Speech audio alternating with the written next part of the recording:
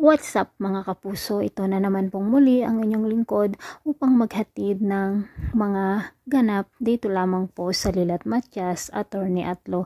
Ito po ay ang aking reaction update sa teleseryeng ito mga kapuso.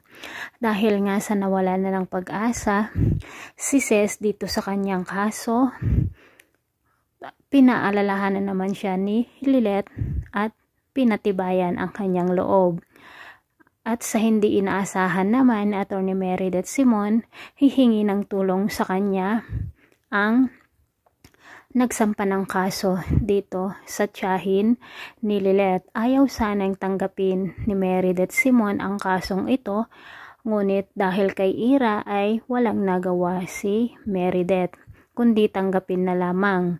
Pinuntahan naman ni Lilet ang husgado na kung saan may hawak ang kasong ito, ngunit hindi niya hinarap si Lilet dahil nga nandoon si Atty. Meredith.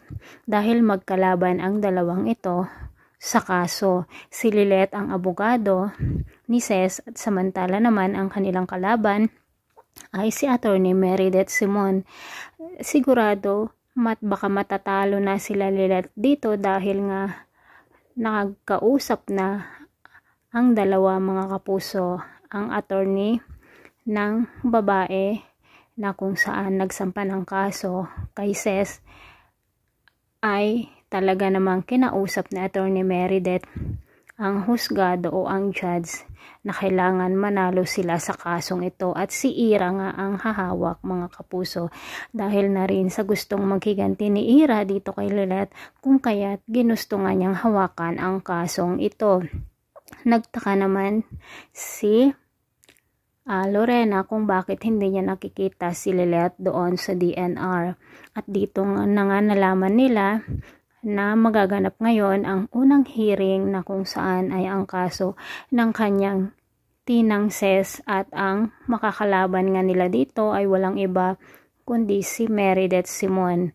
Agad nga napupuntahan ng mag-asawang De Leon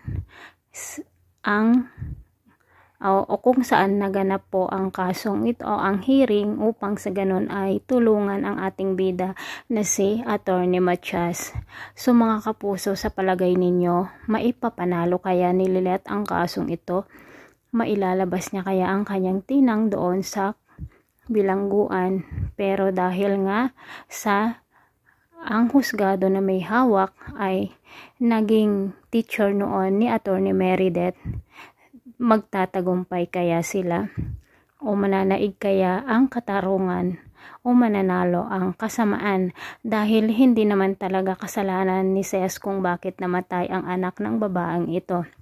Dahilan nga sila pa nga ang nangloko dito kay Ces dahil sa lupa at bahay na binili nila dito sa kanyang asawa noon, pero wala daw pirma ang babae, kung kaya't walang karapatan sila Ces dito sa bahay at lupa na kung saan ay pinaghirapan niya ng maraming taon.